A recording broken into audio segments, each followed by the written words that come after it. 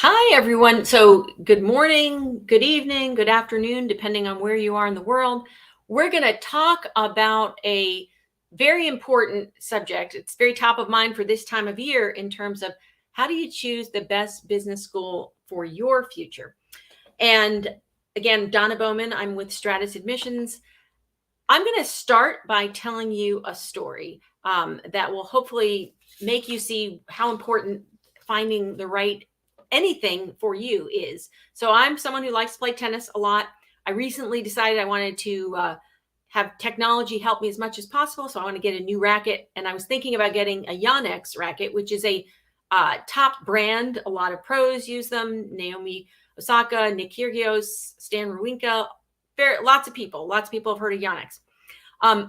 As I was getting my Yonex racket strung, I went to work with a custom stringer, and in working on the court with him, he realized that the Yonex is a great racket. It's a little bit more flexible, and he thought the way I swing that I might be better off with a less flexible, like a stiffer racket frame. So in the end, I ended up with a Slinko racket, which is not something that a racket maybe as many people have heard. And, in the end, I think I'm happier. So it doesn't mean that Yonex is a bad racket. It may not be the best racket for me. So with that in mind, we're going to talk about, again, how do you choose the best business school for your future? Also, we talked about, I think in the promo, maybe 9 tips, but we've kind of squeezed it down. I've really tried to give you 6 actually in this today, 6 tips that will help you. So just before I jump in, I'm going to say a teeny bit about Stratus and myself. I believe many of you on GMAT Club have perhaps seen me before, so I'll do this rather quickly. I do have an undergraduate degree from UNC. I was in admissions at UNC Kenan-Flagler for 15 years. My MBA is from Kellogg. I also have a background in marketing. I have worked in investment bank in the past. I've actually been exposed to just about every MBA industry through my time hearing things in admissions and working with my clients. One of the things I'm super excited about that I've added in the last year is this storytelling facilitation, which just helps my clients tell better stories, more interesting stories. A little bit about Stratus is just simply that we are a firm that's very collaborative, team oriented. So when you work with us on 4 schools in a comprehensive way, there's a good chance, it's not even a good chance, you will work with about 4 to 6 other Stratus professionals. We also are the only firm that offers this 4-school guarantee. So especially for round 1 people, if you do 4 schools with us in round 1, if you're waitlisted or denied, which thankfully does not happen all that often, but if you needed it, we will give you 2 free schools in round 2. Just some good news about our clients this past year, and this is a number that's still counting, but over $11 million in scholarship offers from our clients at Stratus just in this past year. So let's jump into the actual, what we're going to talk about, how to find the best business school for you. In that, we're going to talk a little bit about thinking about your career goals. And then also we're going to talk about, as I said, streamline down to 6 C's to think about in finding the best business school for you. And then I'll talk a little bit up at the end how Stratus can help you if you want to know more.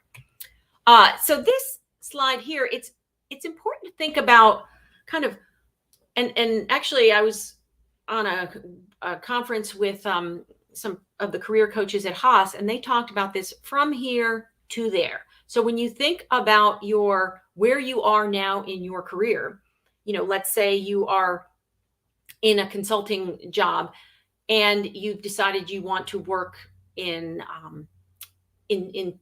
finance in some way. So you need to think about where you are, and then what are those key development areas? What are the things that you need in order to be successful then post MBA in a finance role? And you really want to think about, again, what is the kind of impact that you want to have in your career? What are the skills you need to develop? It's particularly interesting to the schools when you are talking about inflection points to share what happened at work that made you think that now you want to go in this new area. That's a good indicator that maybe some of those stories about what happened at those inflection points could be useful in telling your story. It's also important, you don't want to be one dimensional when you're thinking about sharing your story with schools.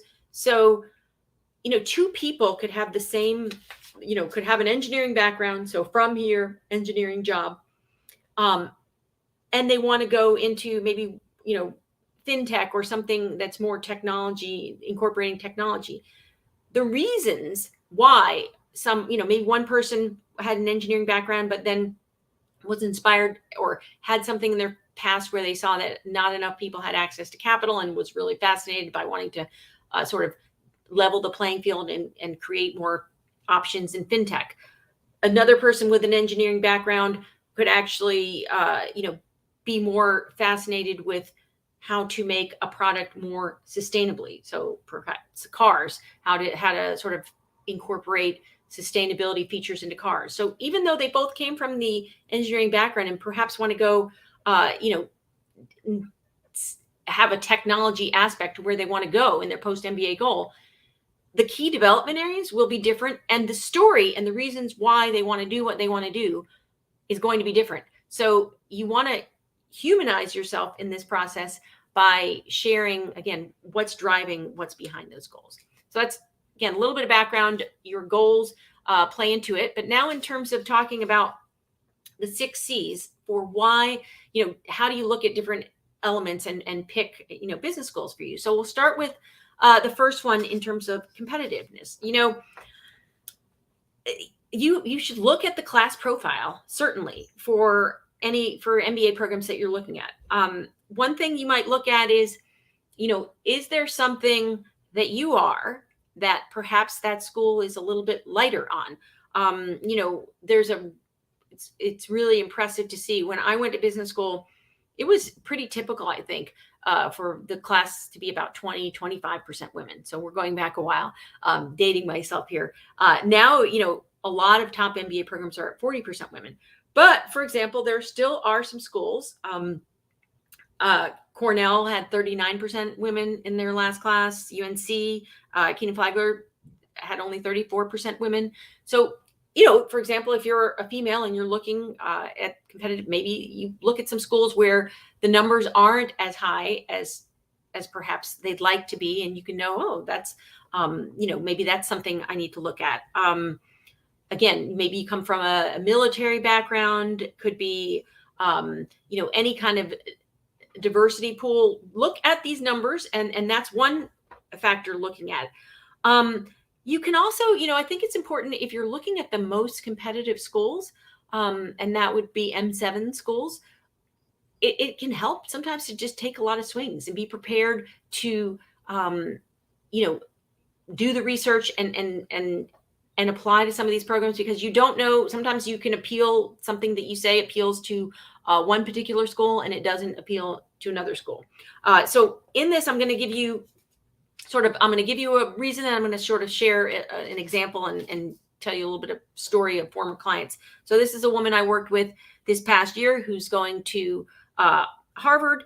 Again, this was an example where she got into some M7, got into Harvard, which is a great school, but then, didn't get interviews at other M7 schools. So sometimes it's just about, maybe the way a school asks a question or the way someone's able to present themselves. But, she certainly had the stats that were in the comparable range. Her GMAT score was up in the 720, 740 range. Her GPA was a little bit lower, but she had really strong engineering and real estate and infrastructure background, and did a really good job on research and found schools and applied to schools that were going to be helpful to her. So had really strong finance, had some good real estate options. So again, happy that she's got a great outcome. I'm actually going to also be looking at the comments in here. So I appreciate everybody who's writing comments. I just see a question now. How is important the rank of the school versus the type of program? I think it's really important, back to my tennis example, tennis racket example, really that I think there are 30 top 20 MBA programs quite frankly. There are a lot of really good programs out there that can get you where you want to go. So if you want to make a transition, for example, into consulting, or if you want to make a transition, perhaps to work in tech and wanted to work at Amazon, they recruit at every business school. So it's not like there are sometimes pathways that are only available to you if you pick an M7 program. So I think it's at the same time, it's personal preference, because if something is really important to you about a certain school or certain brand, that is really up to you to make that decision. But in working with people, I have seen many people's lives transformed by going to many excellent business schools. And I think it's really important to look deeper than just the rank of a program, and really look deeper into some of these things that I'm going to talk about. And that's actually a good segue for me to talk about the next one, which is curriculum.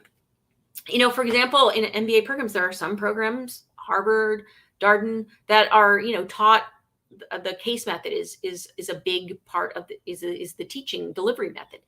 So it would make sense for you to, do a lot of times with COVID, schools are doing a lot more things online. So you may be able to watch a class or see a case method class in action, perhaps without even visiting the school. Do some research about that. Talk to people who have been in learning in that kind of environment to see if that feels right for you. Other schools they all have an emphasis on experiential learning, but there are certainly some programs that make it easier, for example, to do an in-semester internship versus other schools. So I think, looking at, again, how important is it that you're going to do, that you're going to have experiential learning as part of your learning experience, your curriculum experience? How important is it, the teaching method, the options? And I do see a question from in here about which business should I target in terms of energy and utilities? One thing that you may look to regions of the country that have strong energy and utilities, and it makes me think of maybe Texas. Look at McCombs, or look at Rice, or some other programs there. And again, maybe at the end, I'll look to address that. I also see a question. I'm looking for a career change. Is there any data that ranks schools on this basis? On that question, and then I'm going to jump back into my example here. Again, looking at career, it's funny, it just jumps out to mind, and they have done such a good job of branding this, but the Parker Career Management Center, so good at working with people who are career changers. So looking at the career centers of some of the MBA programs that you're looking at, and seeing what kind of programs, what do I see about what they're doing for students? When I'm talking to students, ask them, what kinds of support did the Career Management Center offer to you? Schools are very used to making, people come to business school to make a career change. So you will not be alone in that. And I think that lots of schools offer many, many resources there. But I would say, specifically, if that's important to you, then, when you're asking and you're reaching out to students, and you're, reaching out to people in admissions, ask those kinds of questions. Ask for examples. Ask for maybe them to introduce you to students that have made a change. The student ambassador links on many of the schools' websites now, you can find almost like your doppelganger. You can find someone that looks like you, who maybe had an interest that you had and is making a new change. So finding those people through the student ambassador page, and then asking them, because you can also really learn a lot. You don't have to reinvent the wheel. If you find someone who's at a particular school and they have made a transition successfully, let's say from engineering to consulting, well, find out what courses they took, find out, what professors they liked, what clubs did they join. And you can learn a lot about what would maybe help you be able to do the same thing. So getting into my example on curriculum. So this is a client that we had at Stratus who was had a family business. He was actually looking to go to Tuck or Wharton or Columbia, ultimately decided that Columbia, because he had a family business and was interested in real estate, that the things, the courses and the resources that were offered at Columbia just made such a good fit for him. So again, looking, deeper into the kinds of, what kinds of courses are offered, what kinds of, resources the school has, really important. I'm also seeing now, does the CFA charter help getting a short list from top B schools? I think anybody who has a CFA, I think that does, that certainly does impress business schools. It shows that, it's already that you have some aptitude for this kind of work. I don't think it's the, necessarily the only thing. It's a holistic process, and it truly is. So that is definitely an asset in this process, but you still got to have, it's got to make sense within your story. It's got to make sense in terms of how you performed at work and all of that. The next area that I'm going to go into is clubs. And so again, let's say you wanted to, make a transition to, you were interested in sort of retail, fashion, luxury goods, and then you're looking at a program that maybe doesn't have a club in that. Well, that's not going to be as helpful as if you see that there's a club that plans career treks, or a school that plans career treks through their club. If you're interested, especially it's important when you're maybe looking in niche areas. So for example, let's say you wanted to do something in sports business, right? MIT Sloan every year, and this may surprise people, but MIT Sloan has this huge sports business conference where practitioners come. And if you were a part of, a sports business club at Sloan and you were helping to plan this conference, you would be interacting with like some really heavy hitters in the sports world. So that would make sense to, again, look at what kinds of activity, and not just that there is a club, but what kind of activity. Does the club plan a big conference? Does that conference turn out to be really useful for you in making connections for your career? Actually, Stanford has a really big sports business club and conference, and that might be something.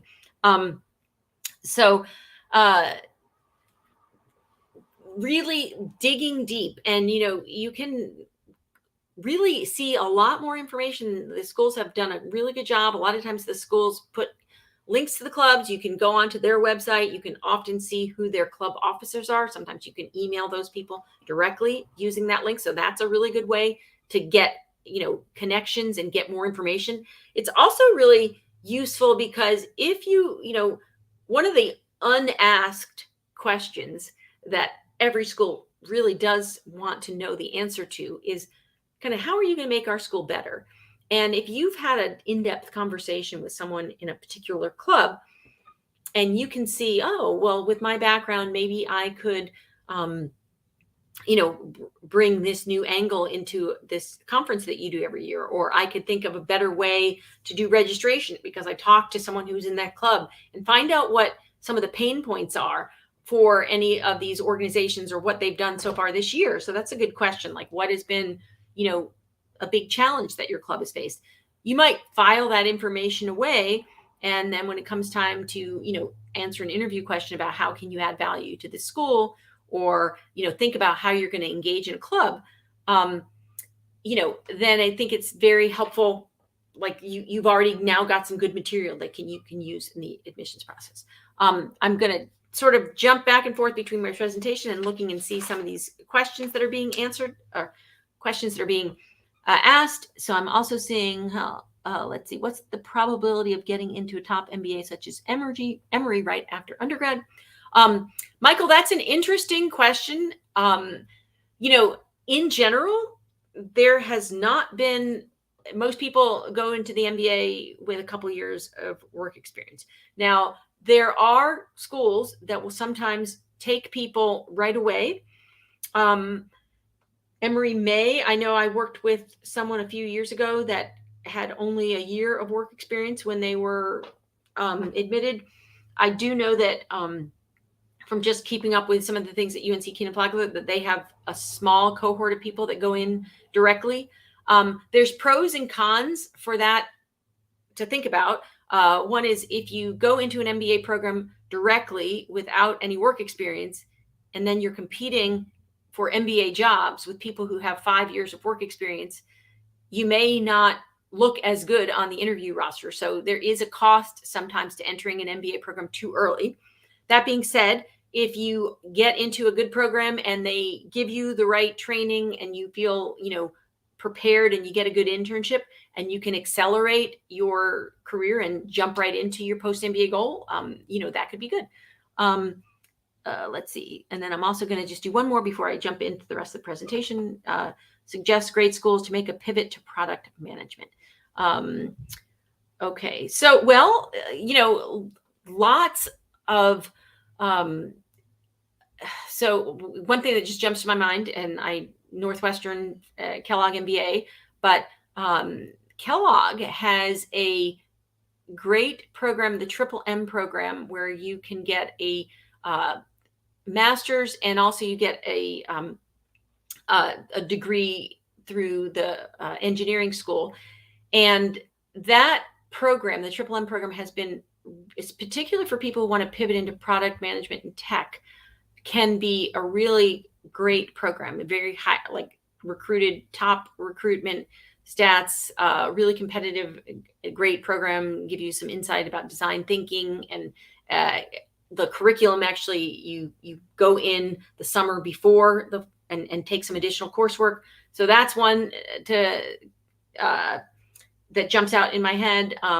Any of the West Coast schools, I also think you might want to look at. You might look at Anderson. Again, Anderson has great career management center. Ross, great, people making transitions. So that's just off the top of my head. And again, I want to now give you an example of someone who was looking at clubs and how that played into their admissions process. So this was a client that we had at Stratus who had a science background, wanted to pivot into business, going into strategy development in biotech pharmaceutical industry, and sort of bring new life-saving drugs to market. He was really interested. He was, again, could have probably gone to lots of programs, had unbelievable stats and really impressive. But he found that there were two schools, Ross and Anderson.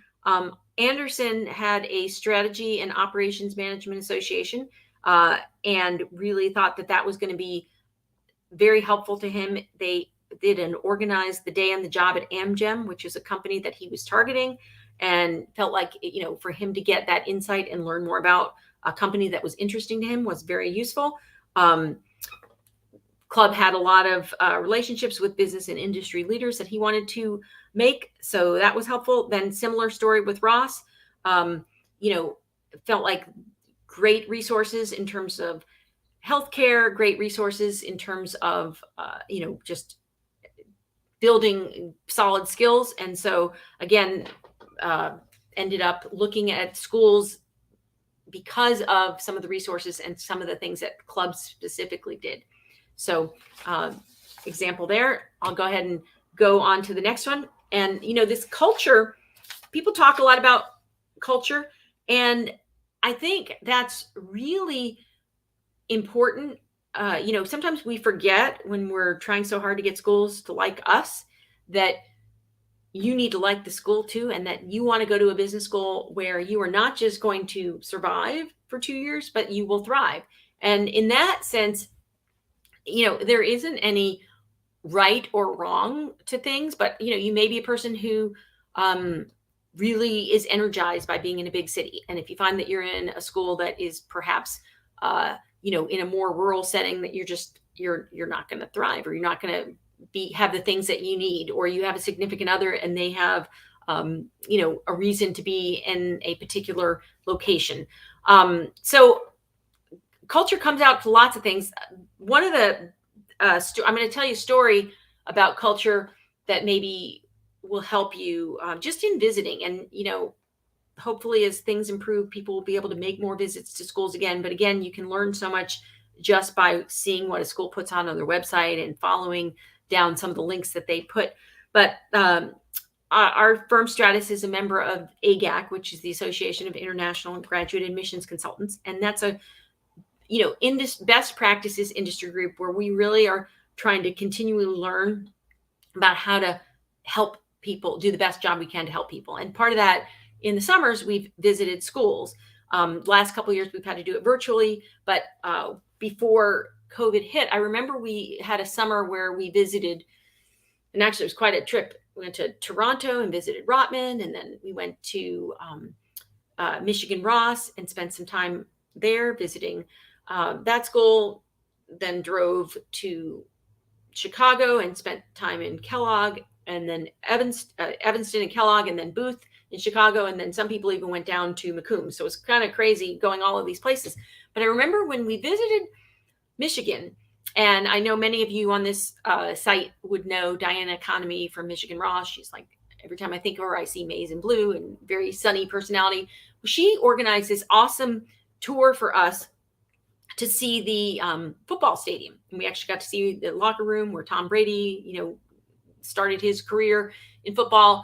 And you can take from that, if a school is spending time showing us a football stadium, like the football culture and the sports culture is a part of it. You're going to go to football games with friends. You're going to bundle up, you're going to watch games at people's apartments. That's a big part of that experience. And if, for example, you were interested in making a transition or like working for a sports business company or want to work Nike, or work in some way in college athletics, like that could be really, important to go to a school like that.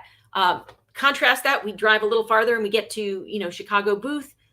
There's not a, we didn't see anything with sports. There's nothing to talk about with sports that came up in any of our conversations. We talked about their extensive art collection. We saw a tree of knowledge. We saw the list of Nobel Prize winners in the courtyard. And again, doesn't mean that one is good or bad, but if you're a sports person, maybe you're not going to like the culture at Booth, or conversely, maybe you're an art lover and you're just gonna, you're gonna be inspired when you're walking through, the building and you see all this amazing artwork. So spending time finding who your people are and what's important to you and the environment where you're going to thrive. Another story on culture, visiting Haas. If you're a foodie, oh my goodness, Berkeley is like epicenter food culture, and I'm a foodie and I have spent some time there doing some food related training. There's so many startup, food businesses and so many interesting things going on in food. So many things going on in that area. So again, and also the culture of Berkeley, and there's something about, the air of Berkeley, like just so open, and the students do something together with each other called Story Salon, where they share their stories. And faculty and staff are not a part of that. So they have this really intense bonding and sharing through storytelling. So again, if you're the kind of person that perhaps is, maybe more, maybe not a sharer, and you don't want to be in that kind of environment, maybe it would make you uncomfortable, and perhaps there's a better school for you. So really spending time figuring this kind of stuff out. And I do think this is where admissions consultants maybe can help you, or talking again to lots of alums can talk you, looking at the material that the school's putting out so you can kind of see for yourself what they're talking about and get a sense of culture. I would caution you from, if you have one bad experience, so let's say you meet one person that you don't click with, don't necessarily write off a whole school just because you didn't like the person that interviewed you, or because you had one connection with a student that you didn't click with. I would still say, you need to have several data points when you're making, sort of doing your information about culture. So I would say do enough so that you're not just, accidentally knocking off a school that might otherwise be great, because, in any group, and all these schools have hundreds of people in their class, no matter what school you go to, you're going to find a few people that are perhaps more your cup of tea than others. So don't let just a couple small experiences have too much power for you in the decision either. So I'm going to, let's see. I'm going to give you an example, but I'm also trying to manage some of these questions. So general advice for Indians, Asians to top 25, 20 or bust due to fall in employment outcome for internationals beyond uh, top 20. I can share my thoughts on this. So I think anybody who's applying from, Indian, Asian market, that it's a overrepresented pool. That it's tough. So I think the general advice I would give you there is simply you have to start early. You have to do everything I'm saying with an exclamation point. So you have to, give the testing your all and try to do the best you can. Give the school research. And it's really important on this point of culture, like make sure that you're not just relying on sort of some kind of, ranking list, but really make sure you're going to fit at the places. And then, I don't think anybody needs to apply to 20 business schools, so what you might do is start at this larger funnel. And then as you start looking at these things that we're talking about, curriculum, the competitiveness, the culture, start narrowing down so that you have maybe for round one, you're aiming at, applying to maybe 6 or something like that. So 4 to 6 schools where you really are doing a great job, because it doesn't do you any good to just, haphazardly put in applications without putting in the work. And it takes time to do a good job on these applications. And then one other one, and then I'm going to jump in back to my example. Any thoughts on Canadian business schools? I visited Rotman, very impressed. I've worked with lots of people actually applying to Canadian business schools. I think they are staying competitive. I think they offer awesome opportunities. I was super impressed when I visited Rotman with some super strong business design club. They have the self-development lab.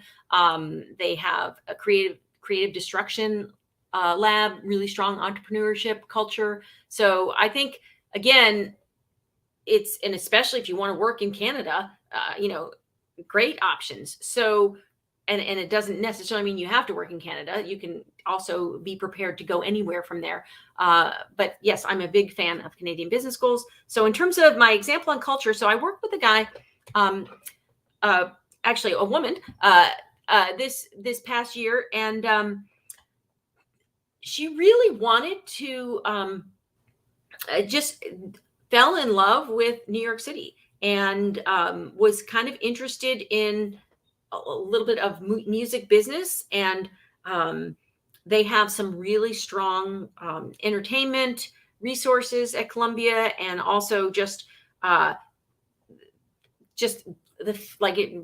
are probably a lot of other places that she could have gone, but really wanted to, just felt like Columbia was the right fit. And this is not a strategy that I generally recommend, but this is someone who was like Columbia or bust, and fortunately it was Columbia and there was no bust involved. But they did a really good job of, again, researching and have good reasons why they wanted to be at Columbia, and also did a great job. And, this is something that I don't think Columbia has put out their final essays yet, but I think this was encouraging. Every time I've had conversations with Columbia admissions people, they really do want to get to know the person. And so sometimes when people feel like, they have a question, it was optional this past year of whether or not to answer the question about, favorite movie or song, or if you wanted to answer something about some of the inclusive leadership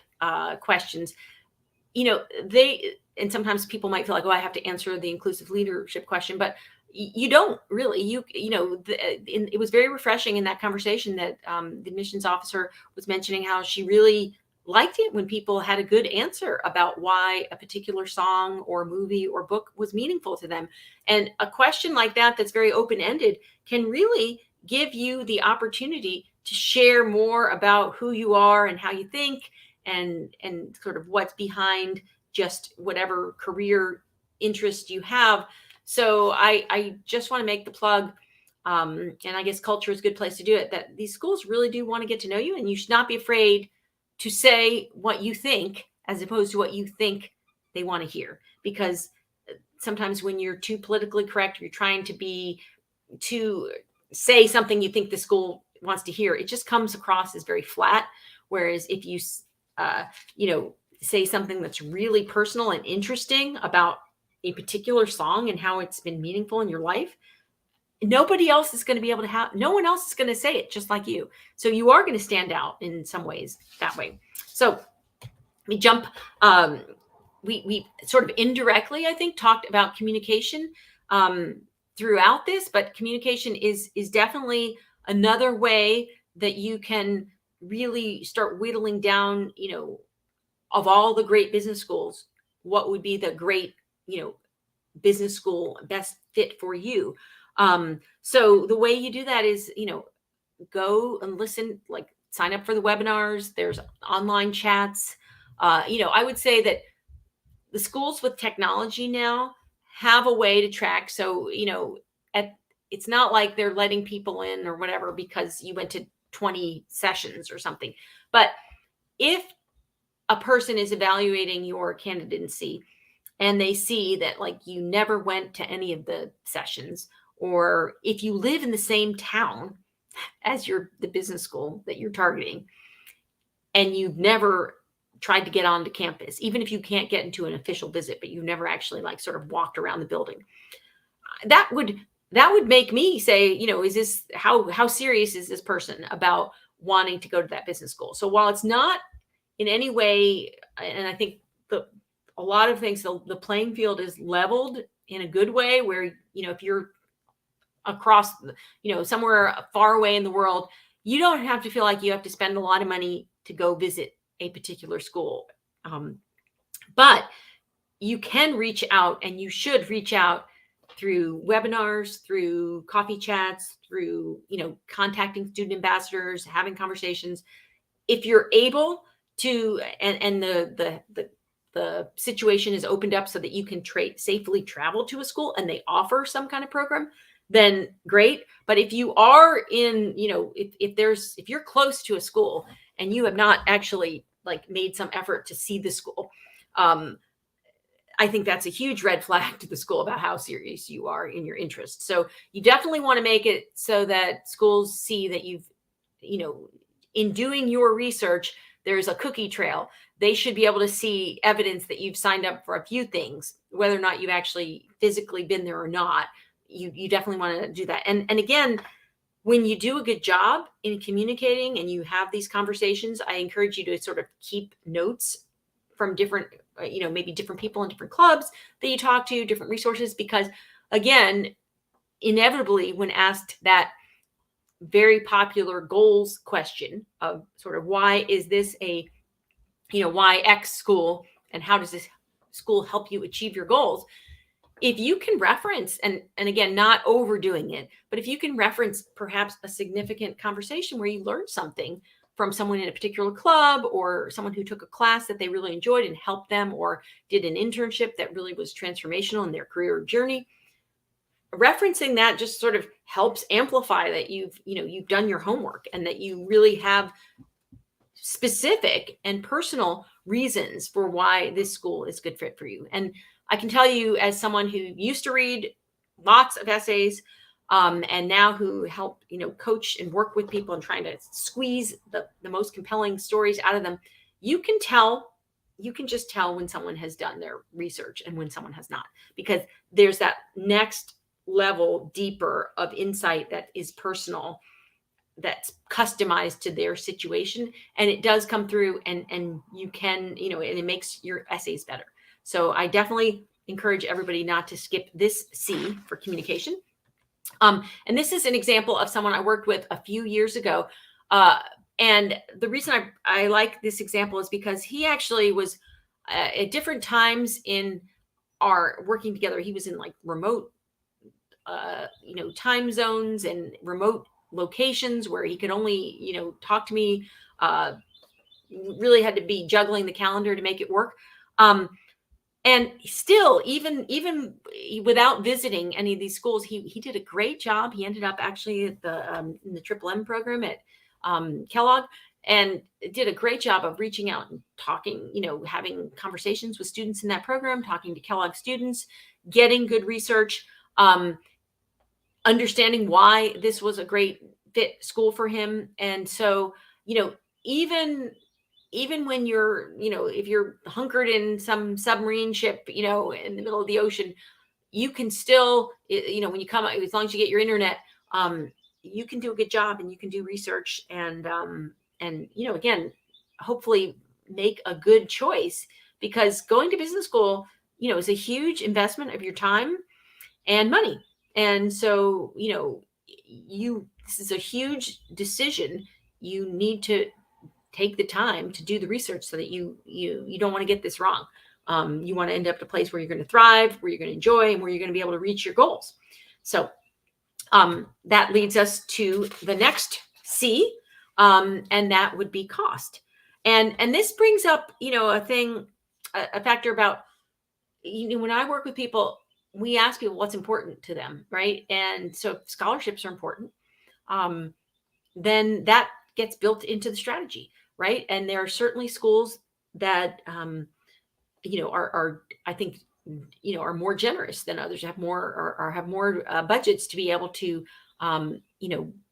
help people get good scholarships. And again, our Stratus clients this past year have had over $11 million in counting. I've had individual clients who have had scholarships of, upwards of 300,000. Now, obviously they can't necessarily take them all in the same time because you can only go to one school, but, definitely there are some full ride options out there for people. There are, half scholarships, quarter scholarships, all kinds of things. So if cost is important, then it makes sense to build that into a strategy. This is an example of someone I worked with recently. And again, they actually, I don't know that I think cost scholarship was important, but it wasn't necessarily the only factor. But they were able to start early. And that's another thing, starting early and being able to apply and get a lot of traction in round one. But this person ended up getting scholarships at several schools, is actually going to be ended up at Kellogg, but did a really good job of, kind of thinking about and having that stretch, target, safety. So, sometimes the safety schools where you're above the average on the profile is going to be a good place to be, where you're at the top of the class. You're probably going to be in the consideration set for scholarships. Also looking at schools where when you look at the profile, you're in pretty good shape, and you can feel pretty good that you have a strong chance to get in. And also, sometimes the stretch schools, because you just never know. One of the things that in talking, being a part of a lot of conferences where I've heard admissions directors speak at all programs, I'm struck by something that Kirsten Moss said at Stanford. I think she's always very concerned when people give people advice like, oh, you have no chance to get into a school like Stanford. And this was people she was talking to who were at admitted students weekend. So clearly they did get into Stanford. So, somebody is getting into all these programs. The only way you know for sure is if you apply. Obviously, you can look at the class profile, you can look and see where you are. And, the more selective the school is, the harder it is. But, if you believe in your story and you believe, and you really spend the time to do the research and you feel like, I could see myself here, I wouldn't let anybody talk you out of taking a shot. And again, if it's something where you definitely want to go to business school in the next year, then you apply to some reach schools, some target schools, some safety schools, and then you see what your options are and you make the best decisions once you have that information. Let me jump in and see if I see any other. So do 1-year tech MBA programs provide 2 years of OPT extension to international students? Off the top of my head, I do not know. I think that's a really easy question to ask any particular school. So I think that's a fair question. And I would definitely reach out questions like that directly to the schools, because then you're going to get the best answer for sure. Let's see. We go on, say a little bit more about Stratus and how we can help you. I'm actually going to just stay on this slide because I think this is the most useful.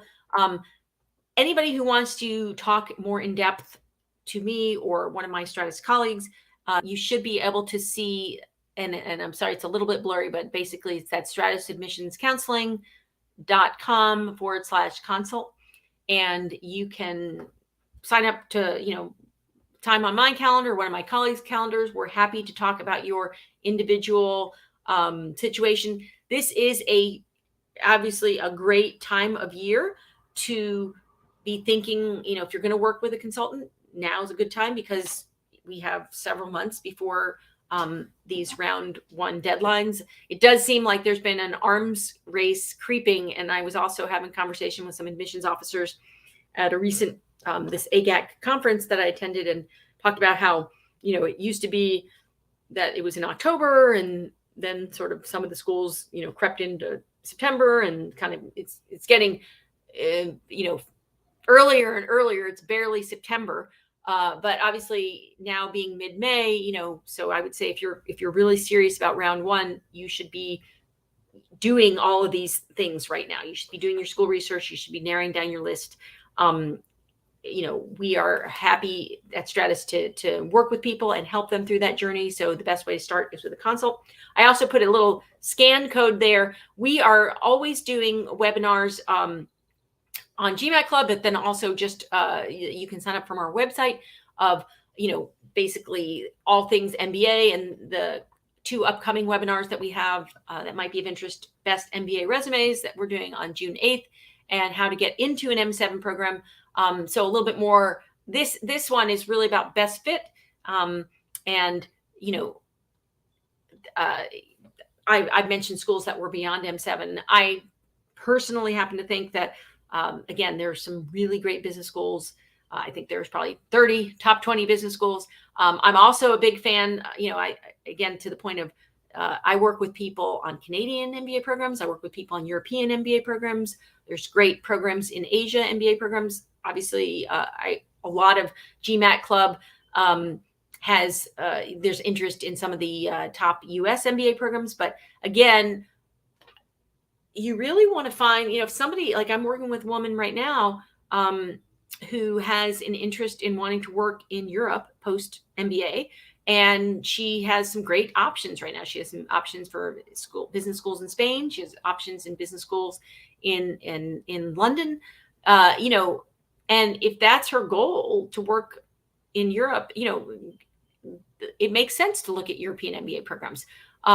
So it makes sense for people to look at Canadian MBA programs if they think they're going to want to settle in Canada, or if they find that the visa policies there make their life easier.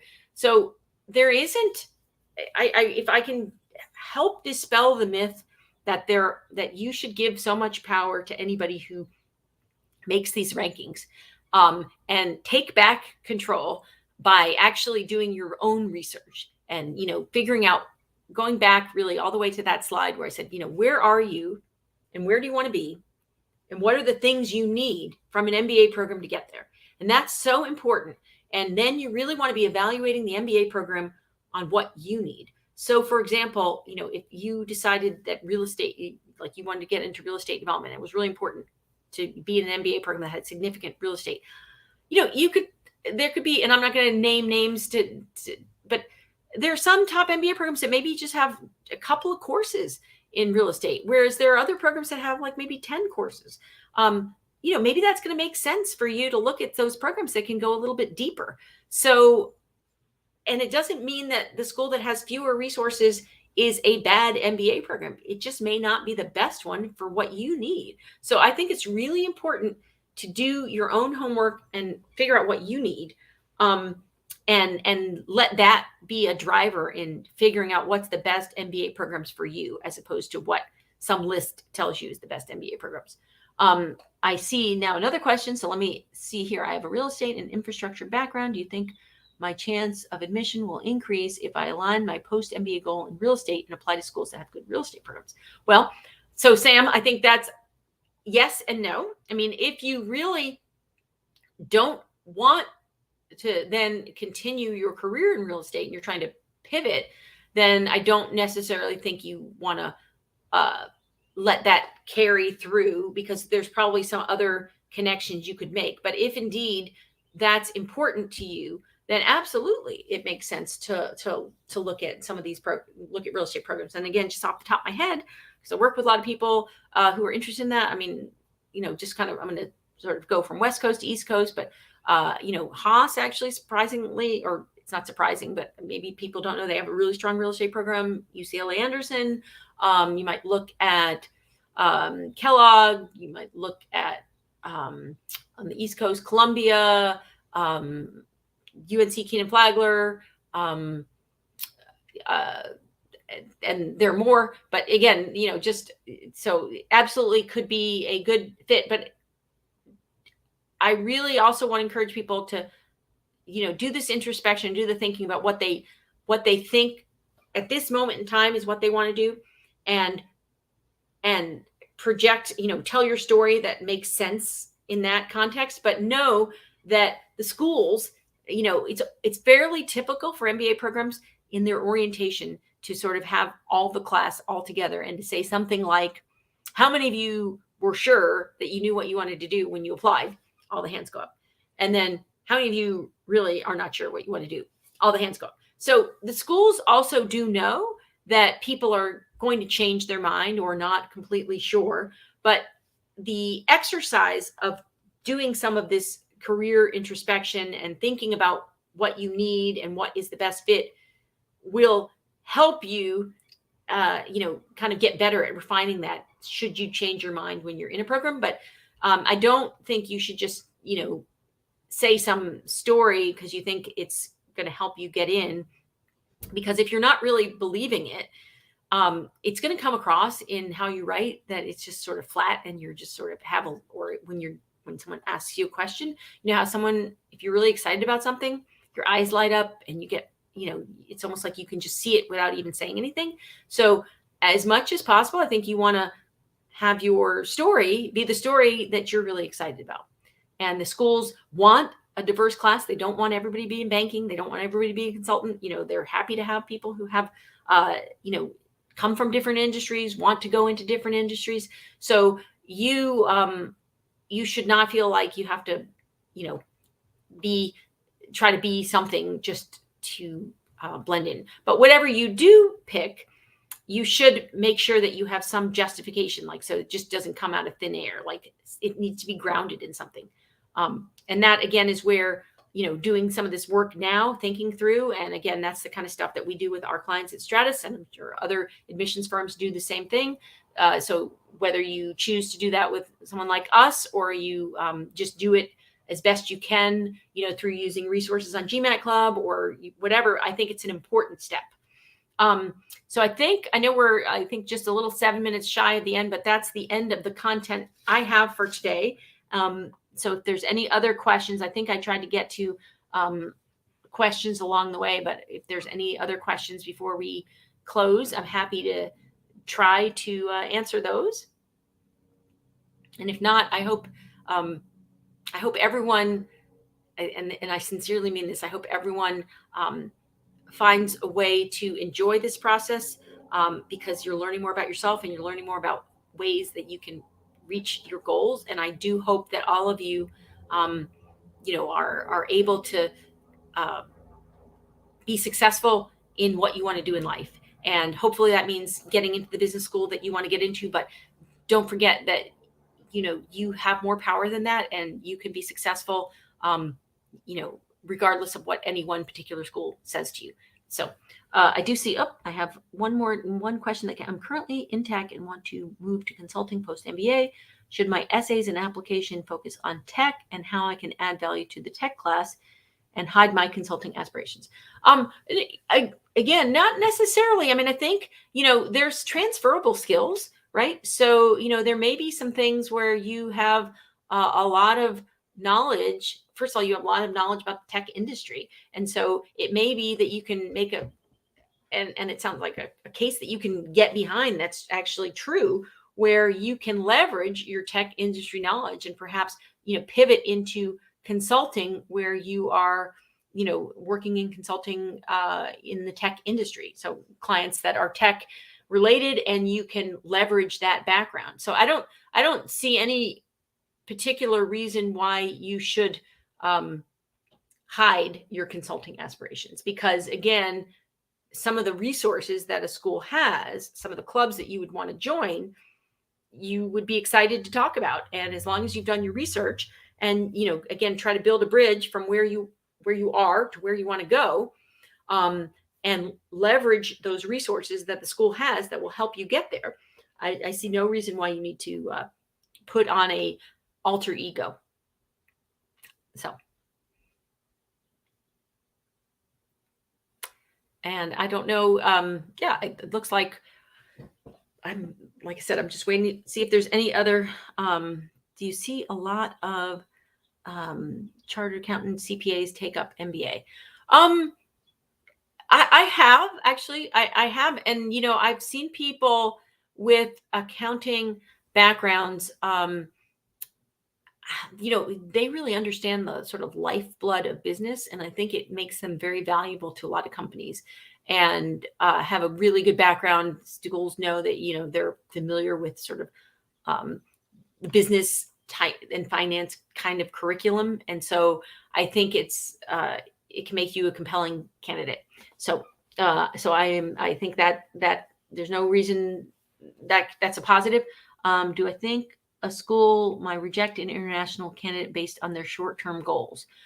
For example, PE, VC is their goal. So I do think there's a caveat to this. Yes, international students need to think about where international students get hired. And if, so in other words, if you say that you want to work in CPG marketing and you're an international student, and CPG firms are not known necessarily to sponsor a lot of people, it could be a little challenging. So you might want to, so for example, in that case, someone who has a marketing background or wants to do marketing, but maybe has a tech background, might want to look at, tech marketing, because then in tech, there's more opportunity. So there definitely are. So it's not about changing who you are, but showing awareness, or even telling the school, like, I'm well aware that this is a challenge. If I'm not successful in doing what I really want, I would also do this, and make sure that this is something that you do see international students doing. So yeah, I think you do have to be careful of making sure that you've done enough research to have a realistic sense of what is possible through an MBA. Do you think starting an MBA at 30 is too late? No. If I was just having this conversation actually earlier today with someone I was having a call with, a prospective client, and I was saying, when I was in my 30s, I thought I was old, and now I realize, oh, what was I thinking? I was so young back then. If when you're in your 30s, you have more choices, because there certainly are some executive MBA programs where you're going to have a cohort that's going to be more like you. But if you are really trying to do a transformational change where you feel like you want to do it full time, a lot of times the executive MBA or the evening weekend are doing it in conjunction with your full-time job. And sometimes that's harder, only so many hours in a day. So there can still be reasons why someone might want to do an immersive program. There's also, other programs like, for example, MSX at Stanford, and also Sloan Fellows, or programs like that are immersive, but in a more of a cohort that is closer to your age. So you just have more to think about. I don't know if the GMAT club jumps in, or if I think we have a minute left, or even, 40 seconds, but I'm happy to stay on until they tell me that it's time to leave the studio. So check and see. Thank you for the comments here. I'm seeing thanks. I hope that everybody who signed in has gotten a little bit of information that will be helpful. Let's see. Hold on. Check on. Okay, just click the studio. All right, so I'm getting the sign that leave the studio. So again, best wishes to everybody, and good luck.